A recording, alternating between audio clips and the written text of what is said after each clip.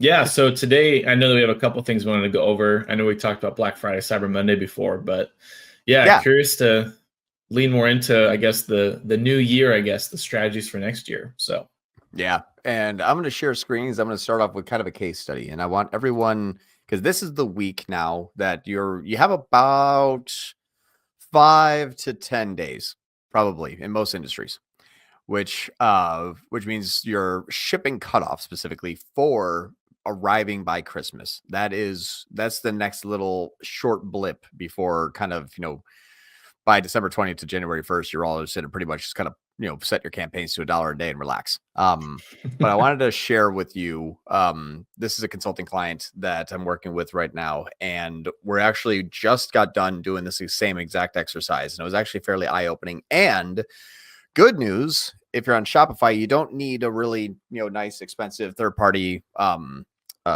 traffic tool essentially to do this type of exercise. So I wanted to specifically talk about this today because if you're on Shopify, if you have a client on Shopify, if your company is on Shopify and you don't have Lifetime, I would highly suggest you get it. It's third party attribution is cool for benchmarking, and it's going to share with you a whole bunch of nice little tidbits and everything that you're not going to get anywhere else. But for your when should I ramp down, when should I ramp up, how aggressive should I get? I've had so many conversations this week about this topic, and from companies that are big companies, people that are making like 3 mil a day, and they're like, "We're not going to ramp down." I'm like, "No, ramp down, like ASAP, like abort, stop, do this now," because they didn't realize that they had twice as many subscriptions last year than the year before, so they didn't notice 51% loss in revenue from their online store as it was made up by their subscriptions. So they thought, "Hey, keep the spend high." Told them not to do it. Lost out on 45% revenue this last week with no reduction in spend. And now they're doing it because they didn't want to listen to the exercise and then actually said, okay, send me screenshots so I can go back to the higher ups and be like, no, see, John was right. And so those are the things that I want to talk about today, because this is still, it's going to be a little bit repetitive for the month of December, but I still think it's highly valuable because this is why you're all here, how to make the most amount of money for your campaigns, your clients, your companies, etc. So I want to walk through an exercise. And typically it's year over year because you're not going to change demand. We're not that powerful, unfortunately. People that are living their everyday lives about trying to pick up their kids from school and drop off their dry cleaning and what's for dinner have no idea that you increase your ad spend. They might see the ads a little bit more, but you're not going to actually change a person's mindset. So what do? You adjust for seasonality, but you also you adjust for seasonality, but you also scale for seasonality. So here's what I mean. Inside of your back end, whatever back end you're using, I want you all to do a date query year over year and do it in weeks and months. And what I mean by that is this: you'll see 1 month here. They have a 63% increase in store sessions, a 53% or 50% increase in orders. Okay. That was actually, not too bad. We see a nice ramp up here. Everything is a healthy 20 or 200% above in traffic. And we're seeing the same, 423 or 88 or, 400% an increase in yada, yada, yada. So we're seeing some good growth here. Then look at December, which is what we're in, right now we're in December 2024, but looking at December 2023 compared to the previous year, you kind of see the same scenario happens. Like it's kind of uncanny, almost like down to the day. It's like, all right, it's really good up to here and then drops down immediately. Why? This is actually the shipping cutoff for getting it to your house on Christmas. That is that cliff. That cliff happens on December 18th. That's also the spend on December 18th. Why did this go down? Well, that's because it was anticipating this going down. You're probably having that again this year, unless you change shipping couriers or FedEx magically just wanted to work on Sunday. I don't know, but it's that probably going happens to be all the about. time, That's I a know, right? common thing. Yeah. Yeah, exactly. FedEx is just like, oh, I got you, Caden. I'll work extra hard for you. But then you can kind of like spike it back up. And so this is all the things that you're going to notice, those seasonalities that year over year, if you do have the luxury of knowing the previous year's performance, you can anticipate. It's your future. It's like, hey, you almost can go into like a board meeting and be like, on the 18th, I suspect that'll be our last big day. And then boom, you're going to be right. Like that's how you can set your watch to these things. So when you look at the last kind of time period here, here's something funny that I did and did not expect. So from the 19th through the 25th, compared to that previous year, they both are reduced. And this company here, try to push it 44%, and then only made 6% more revenue. This right here is let's just keep it high, everyone. No, it's not going to work. Cost to scale ratio is not there. Right. You add 44% more dollars and you get 7% more return. That's a bad investment. But this is because we knew that up until that time period of the 18th, things were going to actually, if you just go 12th to the 18th here, if you look at the week before, everyone's like 74% up in sessions, then 42%. Yeah, they're pushing a little bit harder, a little bit more aggressive, but it was still working. Like you see, these were still nice and healthy. But then we knew that this should have stopped here. They didn't do that. I wasn't obviously on the account last year, but we're planning for this year. So we know that this time period sucks. And then we look at right afterwards from 26th to the 31st year over year, it's still on its way down. It's still on its way down. But now, they're still being too much aggressive. We haven't seen the resurgence yet. We have not seen this pull back or pull up. So if we're on the 10th of this year, we have how many days until the cliff? Well, we typically, if we're on the 10th here, actually, let me just turn off the comparison so you can kind of see a little bit more of a clear line. If it's the 10th here today, which is wrong item, but if it's the 10th here today, we're right here. We basically have until about the 18th before we got to pull back spend. That's what we're looking at right now. So we said, let's see if that's happening this year because we're about to reduce our spend by 40%. And I was like, no, go back up, keep it high. We actually should see good performance all the way up until the 18th. The owner was also on the call with their media buyer. That is actually a good friend of mine. The owner was on the call and he goes, yeah, let's not reduce at all. Let's actually keep it high. And I was like, yeah, I think that's still a good idea. Because as we look over to this area here, this is showing that the traffic from basically today till the 18th can actually go on a slight bit of an up curve. All right, so let's put that to the test. Let's use Lifetimely. Lifetimely, if we look at the last 7 days as an example, which is right after Black Friday, Cyber Monday, that's the cliff that happens. We're 68% down in net profit. We didn't lose any money. We're just only made 1.2 million this last week. Cool. But that's because it was a big, end of Cyber Monday, kind of right here on the 2nd and 3rd, ramped down. Okay. I thought I was like, I'd be concerned about that, but no. Okay, that makes a lot more sense now. It's the day after Cyber Monday. Email campaigns are like finishing everything out, really good, all that kind of stuff. So it's like, okay, your sales are dying because that's going, and then the marketing cost is being pulled back some, not a lot, because we're planning on seeing a resurgence. So see how this went down negative 68% in the last 7 days. What about the last 3 days? 7th, 8th, 9th.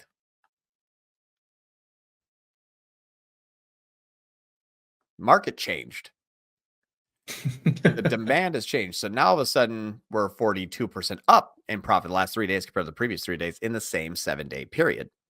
We're just cut it in half. And we say we should see a drop off and then we should see a resurgence like we did last year all the way up to the 18th.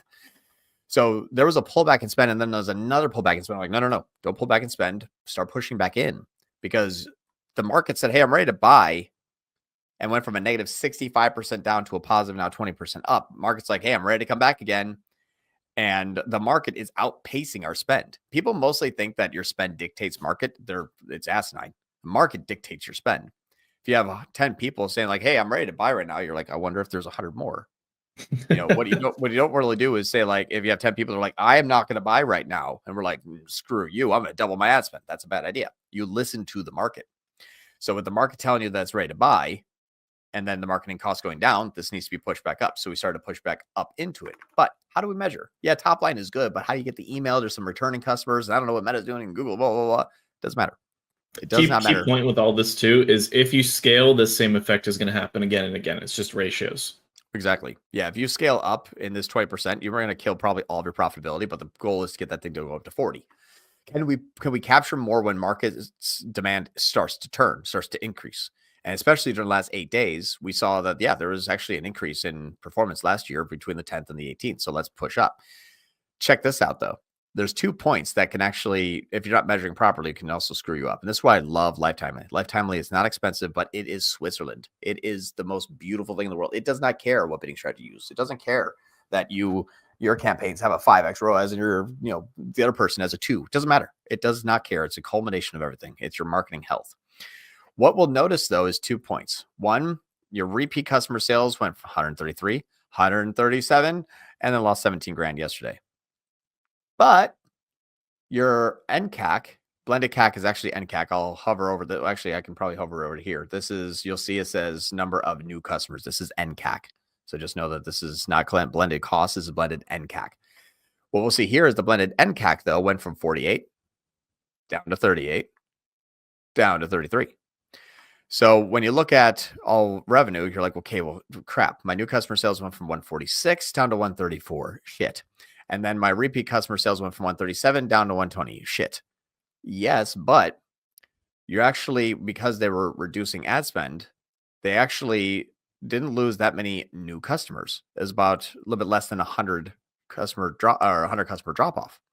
So while your MER is probably going down because you're losing out on your returning revenue, but for no money, MER dips, you start to pull back spend, and then you cause a new customer acquisition decrease because you pull back spend, but you're actually buying them for cheaper. So the economies of scale say if you want to pull back money, yes, you can reduce, but you're still below our ceiling. Our ceiling right now is 40.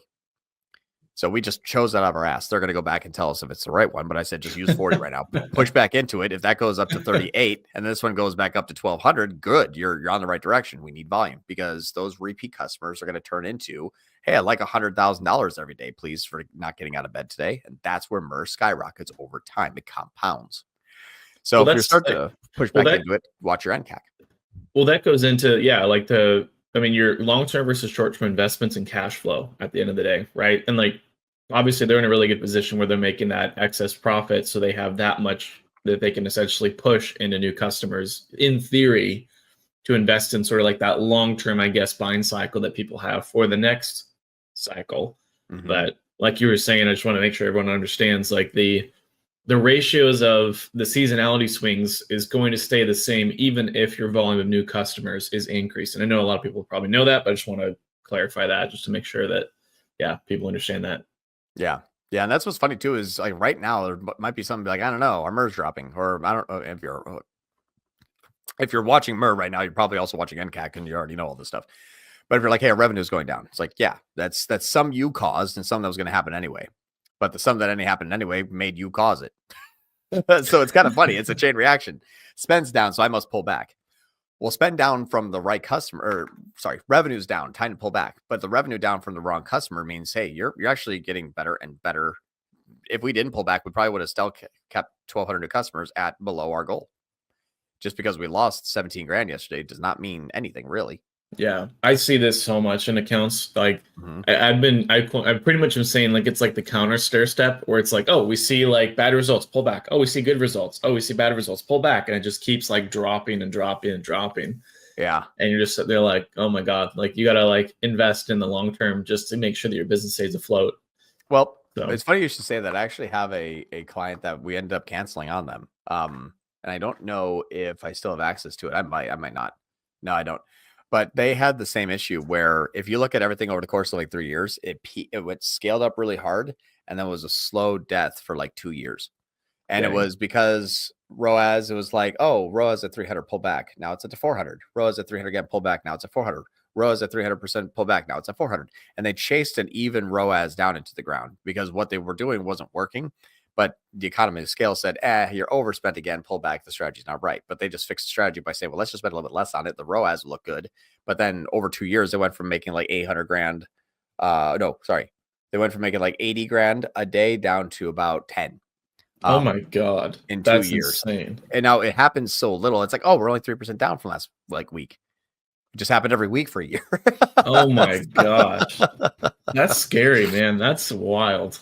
Yeah. And that's what's funny too, is I was like, if this is dropping down, and that's what's great too, is we came to the call and he goes, yeah, I pulled back a little bit of spend yesterday. And then I went from like 16 grand down to like 10, like he pulled back again. And I was like, man, if you think about it, like if this goes to 48 to 38, and then if we knew that yesterday was a 33, you wouldn't have changed that. So he actually put it back. And that's because if we're buying at a profitability and we're spending 90% of our ad spend on the coldest traffic channels and coldest users we can, Not and that and I say that by saying 90% that we can, not 90% that we're successful on. We're about 60% successful, but we're putting the spend in 90% of the areas that are the coldest. So if it's working, we should see NCAC, hold and volume increase. But again, on the 18th, we're pulling back no matter what. We pull back for sure. Our time period shows that demand is going to drop when we say if you order now, it's not going to get there for your loved ones. This is a clothing company for men. A lot of spouses won't care about their gender, but a lot of spouses are going to buy for their significant other who is a male.